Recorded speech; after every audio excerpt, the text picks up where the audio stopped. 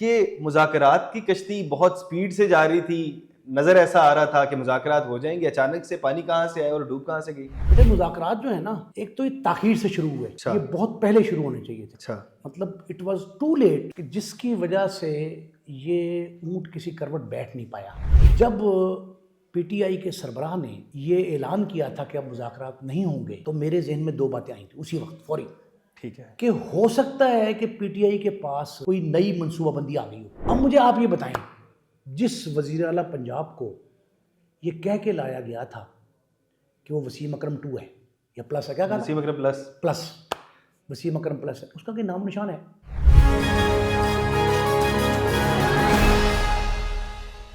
السلام علیکم، آپ پاکستان خبر دیکھ رہے ہیں اور میں حمزہ جاوید ہوں۔ ناظرین، پاکستان تحریک انصاف اور حکومت کے درمیان مذاکرات جاری ہی تھے کہ اچانک سے وہ کشتی گر گئی اور کشتی ڈوب گئی اور مذاکرات ختم ہو گئے۔ اس کے پیچھے کہانی کیا ہے؟ اس کہانی کو جاننے کے لیے ہمارے ساتھ نعیم مصطفیٰ صاحب موجود ہیں جو کہ سینئر جرنلسٹ ہیں، اور اس کے علاوہ میرے استاد بھی ہیں۔ السلام علیکم۔ وعلیکم السلام سر، کیسے ہیں آپ؟ جی فائنل سر، یہ مذاکرات کی کشتی بہت سپیڈ سے جا رہی تھی، نظر ایسا آ رہا تھا کہ مذاکرات ہو جائیں گے، اچانک سے پانی کہاں سے آئے اور ڈوب کہاں سے گئی؟ بیٹے مذاکرات جو ہے نا، ایک تو یہ تاخیر سے شروع ہوئے، اچھا یہ بہت پہلے شروع ہونے چاہیے تھے۔ اچھا، مطلب اٹ واز ٹو لیٹ، کہ جس کی وجہ سے یہ اونٹ کسی کروٹ بیٹھ نہیں پایا۔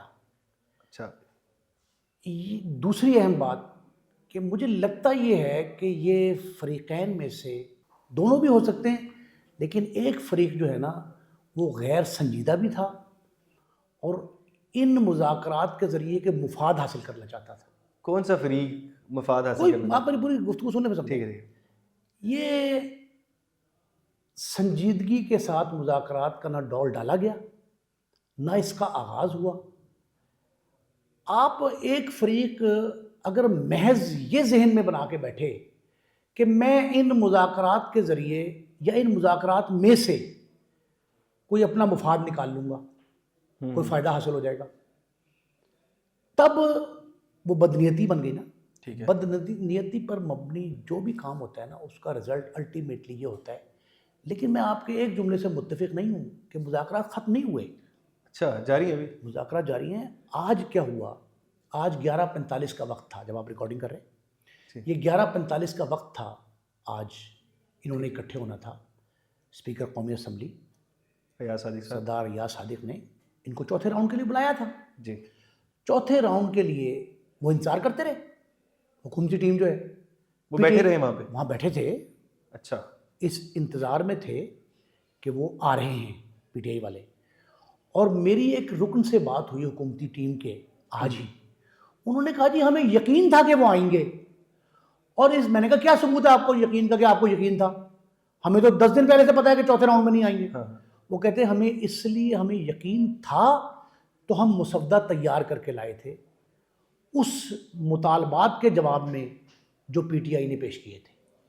اچھا، میں نے کہا جی مسودے کا کوئی ایک ایسا نقطہ مجھے بتا دیں تو میں پبلک کو بتا دوں۔ انہوں نے کہا نہیں، یہ ہم چونکہ وہ نہیں آئے، اب یہ ہماری اور قوم کی، پاکستان کی امانت ہے، ہم یہ ڈسکلوز نہیں کریں گے۔ اچھا، اب آپ سنیں ٹھیک ہے، ایک بات۔ دوسری بات یہ ہے، جب پی ٹی آئی کے سربراہ نے یہ اعلان کیا تھا کہ اب مذاکرات نہیں ہوں گے، تو میرے ذہن میں دو باتیں آئی تھیں اسی وقت فوری، ٹھیک ہے، کہ ہو سکتا ہے کہ پی ٹی آئی کے پاس کوئی نئی منصوبہ بندی آ گئی ہو، وہ اپنا لائن آف ایکشن تبدیل کرنا چاہتے ہیں، یا جن مقاصد کے تحت یہ ڈائلاگ شروع ہوا تھا شاید اس سے ہٹ کے کوئی تدبیر کر لی ہو انہوں نے۔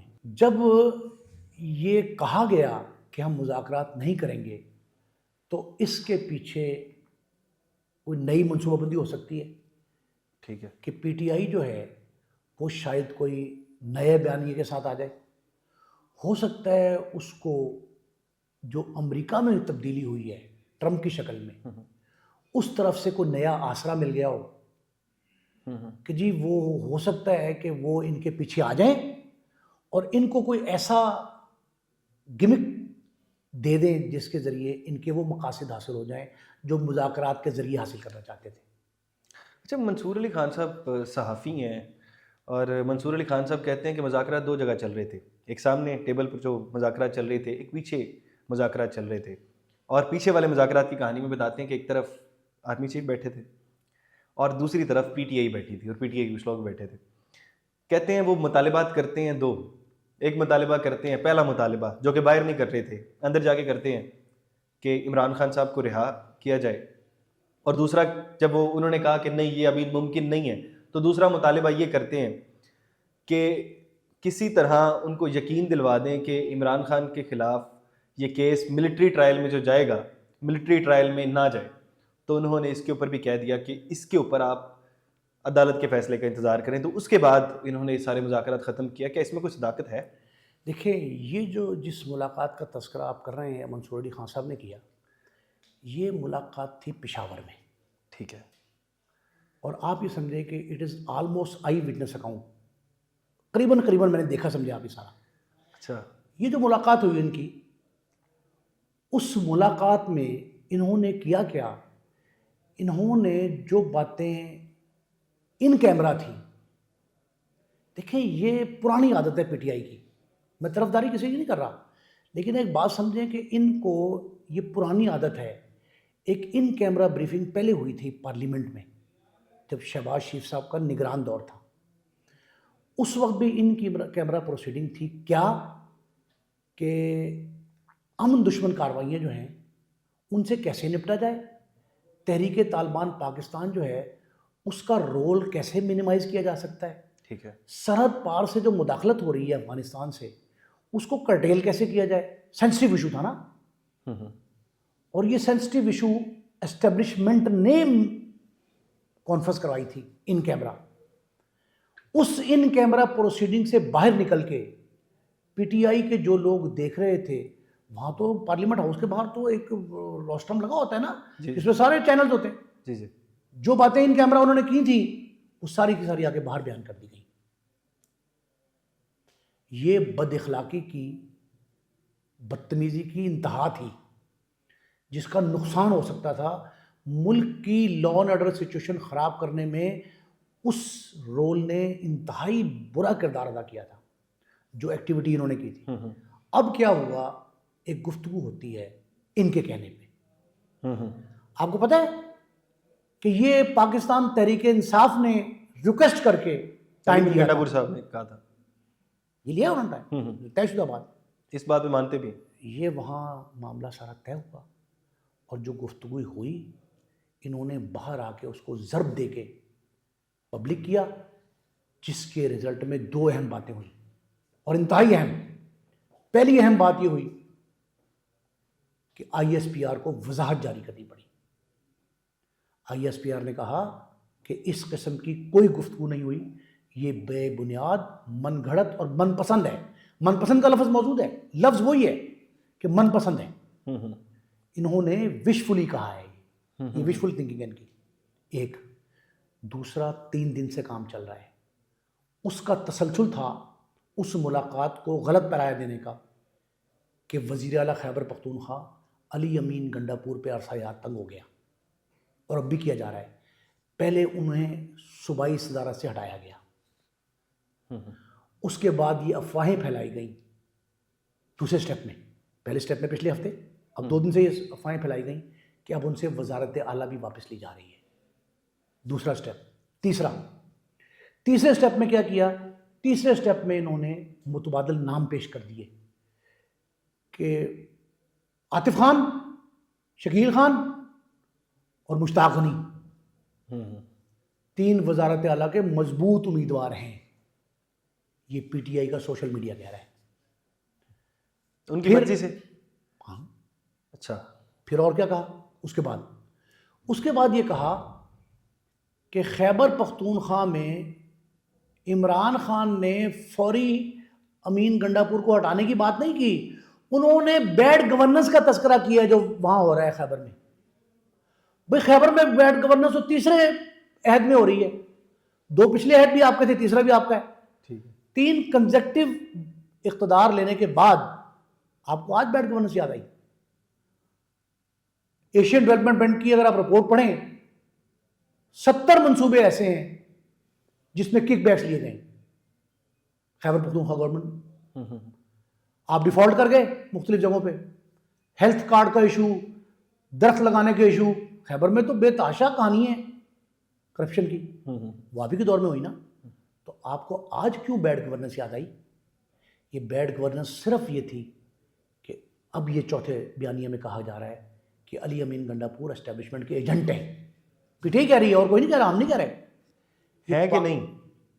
دیکھیں اب یہ فیصلہ پی ٹی آئی والوں کر رہے ہیں کہ ان کے ساتھی کہہ رہے ہیں. ہم تو انہیں تمغہ نہیں دے سکتے نا, یہ تمغہ جرت جو بغاوت کا ہے تو ہم نہیں دے سکتے. یہ جو دے اس سے لیا جائے نا جس نے کہا کہ جی وہ ایجنٹ تھے. اگر علی امین گنڈا پور ایجنٹ تھے تو آپ نے وزارت اعلیٰ کے لیے قائد ایوان کے لیے نامزد کیوں کیا ان کو؟ ایک. دوسرا, اگر وہ فرار ہوئے تو آپ کی اہلیہ ساتھ تھیں, دھرنے سے فرار ہوئے نا ڈی چوک سے, تو آپ کی اہلیہ ساتھ تھیں, وہ گاڑی میں تھی, وہ روک لیتی.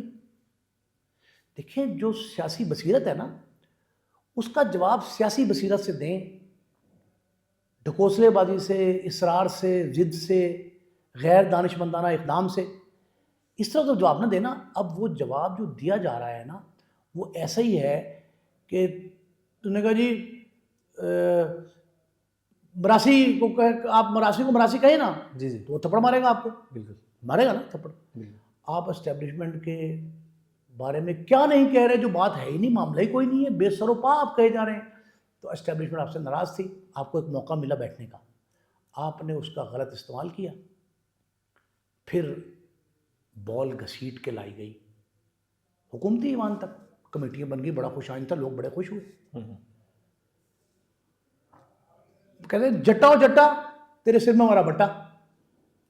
ٹھیک ہے, بڑے اچھا مثال شاعرانہ ہے. جی جی, اس نے کہا وہ تیلی تھا دوسرا جس نے یہ کہا تھا جٹا ہو جٹا تیرے سر میں بٹا, اس نے کہا تیلی ہو تیلی تیرے سر میں ہمارا کولو. اس نے کہا کہ وہ تو اس نے جٹے نے وٹا ملایا تھا ساتھ, بٹا ملا کے شاعری کی وہ پیش کی تھی اصطلاح, تم یہ کولو کہہ رہے ہو. اس نے کہا نہیں ملتا اصطلاح, ملتی شاعرانہ ردم ہے کہ نہیں ہے, سر تو پھاڑ دے گا نا اس کا. اس نے کہا کولو اٹھا کے مارو گے کیسے؟ تو یہ جو جواب دیا جا رہا ہے نا کہ تیلیو تیلی تیرے سر میں کولو, یہ کولو کا جواب جن لوگوں کے بارے میں دیا جا رہا ہے وہ اپنے اوپر کولو کا تمغہ سجانا نہیں چاہتے, وہ چاہتے نہیں کہ یہ ہو. یہ جو کیا جا رہا ہے نا یہ مذاکرات سے فرار کی راہ ہے. اچھا اس کے بعد کیا ہوتا ہے؟ آج جب مذاکرات نہیں ہوئے تو قائد پی ٹی آئی کا اسٹیٹمنٹ سامنے آ گیا, میڈیا بھی وہاں گیا تھا جیل میں, وہ پتہ نہیں آپ لوگوں نے دیکھا کہ نہیں دیکھا, پبلک کی نظر سے گزرا ہوگا. انہوں نے کہا جی کہ ہمیں یہ یقین تھا کہ حکومتی پارٹی حکومت سیریس نہیں ہے. ہاں یہ کل بھی بیان ہے ان کا, آج پھر کہا سیریس نہیں ہے, یہ فرار کا راستہ ڈھونڈ رہے ہیں اور ہمارے مطالبات پہ کوئی صحیح طرح کان نہیں دھر رہے. بھائی پہلے تو آپ نے کہا تھا کہ ہم مذاکرات ان سے کریں گے جن کے پاس طاقت ہے, صرف ان کے پاس طاقت ہے, تو آپ کے ان سے مذاکرات ہو گئے تو وہ ناکام رہے کامیاب رہے؟ پہلے یہ بتائیں. اگر وہ کامیاب رہے تو اس کی ضرورت نہیں تھا, آپ کو آنا نہیں چاہیے تھا پہلے. 3 فیز میں آپ کیوں آئے؟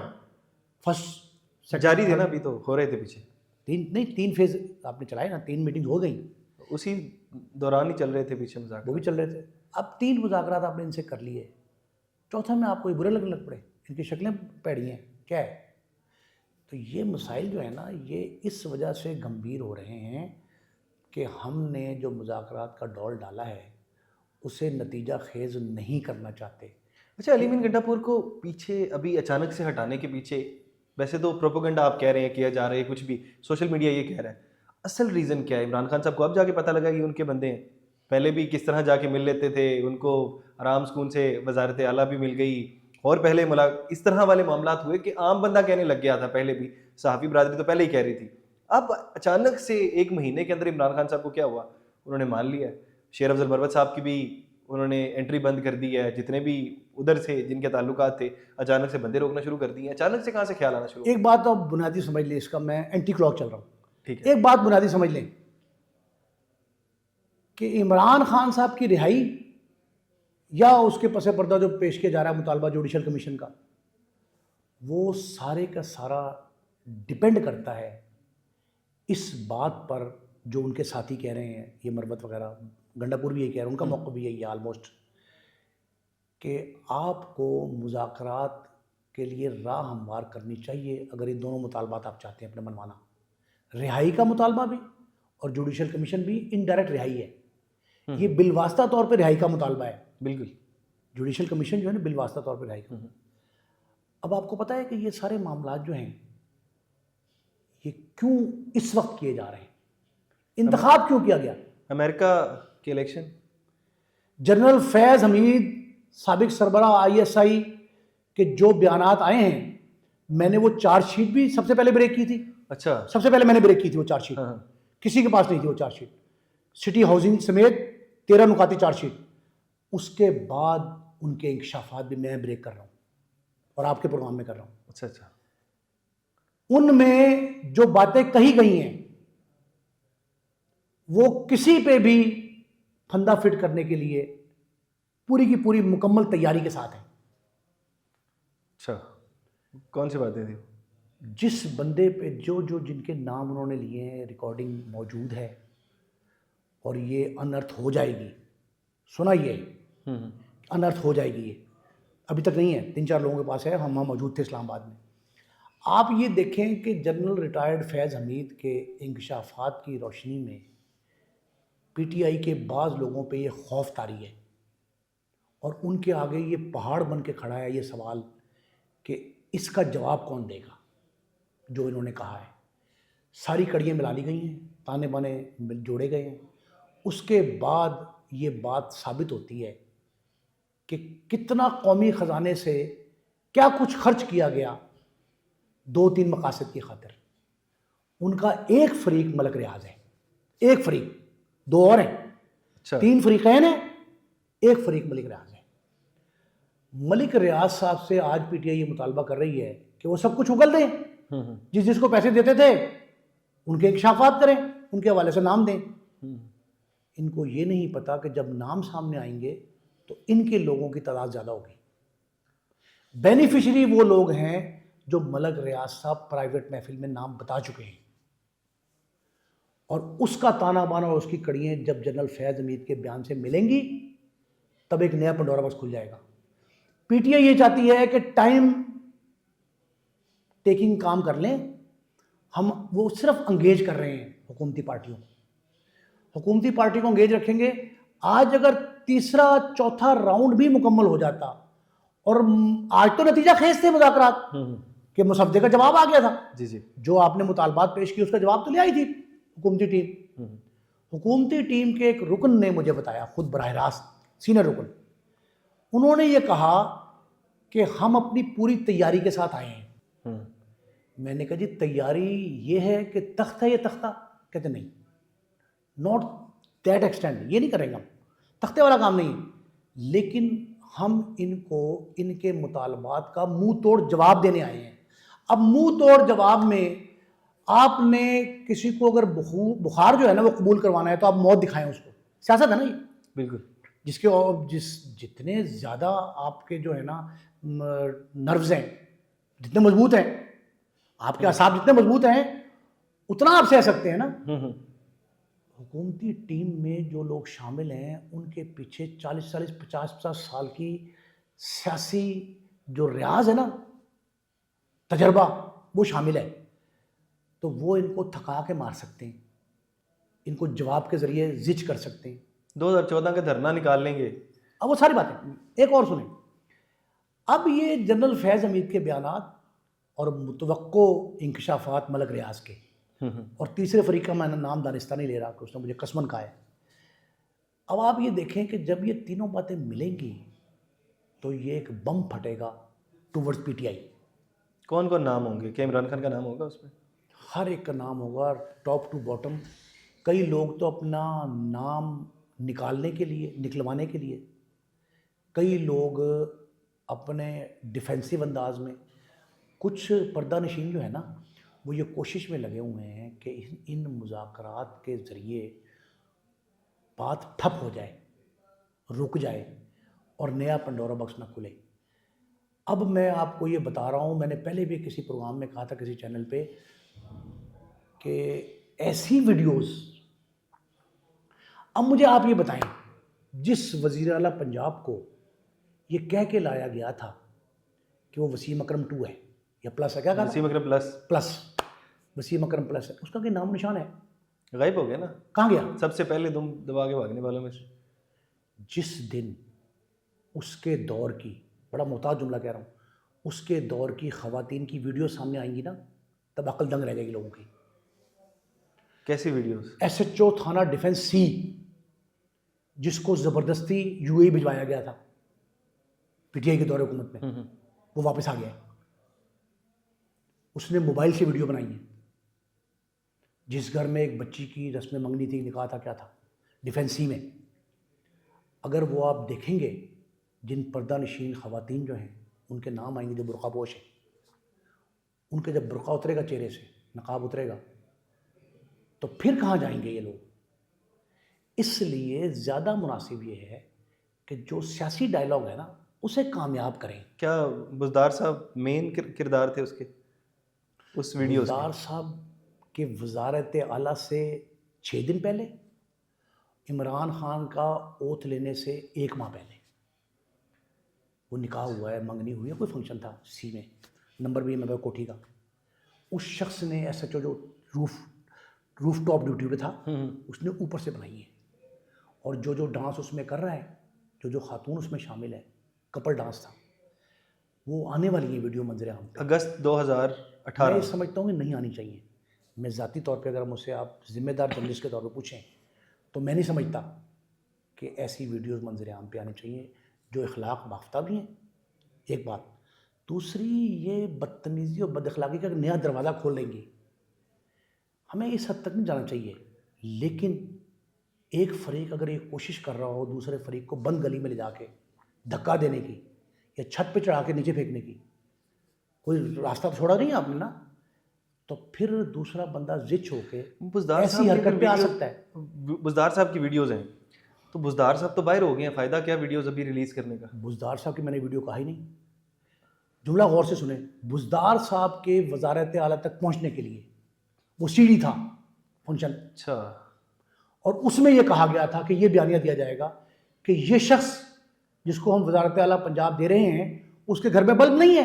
یہ جملہ یاد ہے آپ کو؟ ہاں. گھر میں بلب نہیں ہے. جی جی. اور میں آپ کو 3 اسٹیشن بتاتا ہوں ٹرین کے, فارورڈنگ اسٹیشن جو اس کی زمین میں. اچھا. جس شخص کے بارے میں یہ کہا گیا کہ اس کے گھر میں بلب نہیں ہے, غریب گاؤں اور یہ سارا, اس کی اپنی زمینوں میں ریلوے کے 3 اسٹیشن ہیں. اچھا. کلومیٹر بعد اس کا ایک ڈیرا آ جاتا ہے اس زمینوں پہ. یہ فارم ہاؤس کہتے ہیں آپ. یہ جو جھوٹ پہ مبنی یہ خود ساختہ عمارت تھی نا, وہ کسی وقت دھڑام سے نیچے آ جائے گی. اگر اس حد تک جائیں گے آپ, زچ کریں گے ایک فریق کو, تو پھر وہ ایسا سہارا لیں گے. ایک جملہ کہا تھا ایک وفاقی وزیر نے, انہوں نے کہا تھا جی کہ میرے پاس وہ ثبوت ہیں کہ ان کو منہ چھپانے کی جگہ نہیں ملے گی. اور یہ بات بالکل درست تھی. اس وقت میرے ذہن میں تھا یہ سارا واقعہ. میں اس میں سے کافی چیزوں کا نہیں شاہد ہوں. یہ میرے واقعہ ذہن میں تھا کہ یہ ہو سکتا ہے. اور وہ 2 بہنیں, سگی بہنیں تو گجرانوالہ میں بیائی تھی. اچھا. وہ سگی بہنیں جو ہیں دونوں, ان کے حوالے سے وہ ویڈیوز اور وہ رابطہ کس نے کرایا پی ٹی آئی کے ساتھ, بزدار کا, ان خواتین کے ذریعے, کیا جو بھی کہانی تھی نا وہ اتنی خوفناک تھی کہ اب اس کا تذکرہ نہیں کیا جا رہا. اور میرا خیال ہے اخلاقیات کا تقاضا بھی ہے کہ نہ کیا جائے. اگر آپ سیاست میں نا اس طرح کا گند ڈال دیں گے نا تو پوری سیاست جو ہے نا وہ گندی ہو جائے گی. فی الحال یہ مذاکرات کا ڈول جو ڈالا گیا تھا یہ بڑا دانشمندانہ تھا, جس نے بھی کیا بہت قابل. ویڈیو لیک کون کرے گا؟ ویڈیو لیک کرنے والے بے تحاشا لوگ, میں نے بتایا تھانہ در واپس آ گیا وہ ایس ایچ او, ابھی یہاں موجود ہے. بلایا گیا؟ نہیں, خود آیا. سزا, اس کی سزا پوری ہو گئی نا, حکومت بدل گئی تو سزا پوری, وہ سزا پوری ہونے کے بعد آیا. ویڈیو ڈیلیٹ نہیں کروائی گی انہوں نے؟ نہیں, ویڈیو کو ڈیلیٹ کرائیں گے. یہ تو بڑے ڈاکومنٹس, اس طرح کے ڈاکومنٹس جو ہے نا وہ تو بڑے نایاب ہوتے ہیں, وہ سنبھال کے رکھنے پڑتے ہیں اور رکھے ہوئے ہیں. دیکھیں, جو دل ول کے لینے کا ڈھب جانتے ہیں وہ ترکیب ورکیب سب جانتے ہیں, انہیں سب پتہ ہے کہاں کس کب استعمال کرنی ہے, وہ ان کے ذہن میں. لیکن آپ صرف اتنا سمجھیں کہ یہ جو موقع تھا نا، اگر یہ پی ٹی آئی نے یا حکومتی فریق کسی نے بھی گوا دیا، بدنیتی پتہ نہیں کس کی ہے، اگر انہوں نے گوا دیا یہ موقع تو آنے والا وقت بھی ان کو معاف نہیں کرے گا. اور یہ جو کہا جا رہا ہے نا کہ اگلا الیکشن فلاں کا ہوگا، الیکشن فلاں کا ہوگا، وہ پھر الیکشن ہی نہیں ہوگا. فلاں کا ہونا بعد کی بات ہے. الیکشن ہی ہے. ہاں ایسے حالات پیدا ہم کیے جا رہے ہیں کہ الیکشن نہیں ہوگا. کیوں؟ اس لیے کہ آپ ہر روز گالی کا ایک نیا دروازہ کھول دیتے ہیں اور اس سے گالی دیتے ہیں. اور جن لوگوں کو دیتے ہیں وہ خطرناک حدوں کو چھو رہی ہے گالی، اور وہ بھی کسی حد تک برداشت کریں گے. پھر تنگ آمد بجنگ آمد ہے، اور وہ بجنگ آمد جو ہے نا وہ سیاست میں نہیں ہوتی، پھر وہ جمہوریت میں نہیں ہوتی، وہ الیکشن میں نہیں ہوتی. اور وہ بجنگ آمد جو ہے نا وہ پھر سرحدوں سے ہوتی ہے، اور وہ نظریاتی سرحدوں سے ہو یا علاقائی سرحدوں سے. دونوں طرح کی جنگ کے لیے اپنے آپ کو تیار رکھنا چاہیے. اگر ہم خدا نہ کرے خاکم بدہن، اگر یہ معاملہ اس حد تک طول پکڑ گیا کہ نہ آپ مذاکرات کی ٹیبل پہ کامیاب دکھائی دے رہے ہیں، نہ آپ جیل کے اندر کامیاب ہیں، نہ آپ عدالتوں میں کامیاب ہیں، کوئی نہ کوئی. دیکھیں اب یہ کہا جا رہا ہے کہ سپریم کورٹ آف پاکستان عدالت عظمیٰ سب سے بڑی عدالت، وہاں بھی بیج بویا جا رہا ہے سازشوں کا. میں بڑا محتاط جملہ کہہ رہا ہوں. سازشوں کا بیج بویا جا رہا ہے کہاں؟ پاکستان کے سب سے بڑے مرکز انصاف پہ. سر اس کے اوپر کیونکہ باتیں اتنی انٹرسٹنگ ہے کہ میرا دل بھی نہیں کر رہا کہ اس ویڈیو کو ختم کیا جائے، لیکن ہم اس کے اوپر بھی ضرور بات کریں گے اپنی اگلی ویڈیو میں، کیونکہ بہت لمبی ہوگی ہے ویڈیو. اور آپ کا بہت شکریہ کہ آپ تشریف لائے. باقی بہرحال اتنے زیادہ انکشافات اس صرف ایک ویڈیو میں ہمارے ناظرین کے لیے سر کرنے کا بہت شکریہ. اور آپ اس حوالے سے کیا سوچتے ہیں؟ کیا پاکستان تحریک انصاف کا جو فیوچر ہے سر کے مطابق وہ بہت زیادہ تاریک نظر آ رہا ہے؟ کیا پاکستان تحریک انصاف کا فیوچر اس طرح سے تاریک ہو پائے گا؟ کیا پاکستان تحریک انصاف کا جو کہ یوتھ سوچتی ہے کہ فیوچر بہت زیادہ برائٹ ہے، تمام یوتھ جو آنے والی ہے وہ پاکستان تحریک انصاف کو سپورٹ کرتی ہے، کیا ان تمام چیزوں سے پاکستان تحریک انصاف پر کیا اثر ہونے والا ہے؟ آپ کمنٹ باکس میں ضرور بتائیے گا. اس کے ساتھ اپنے میزبان حمزہ جاوید کو دیجیے اجازت. اللہ نے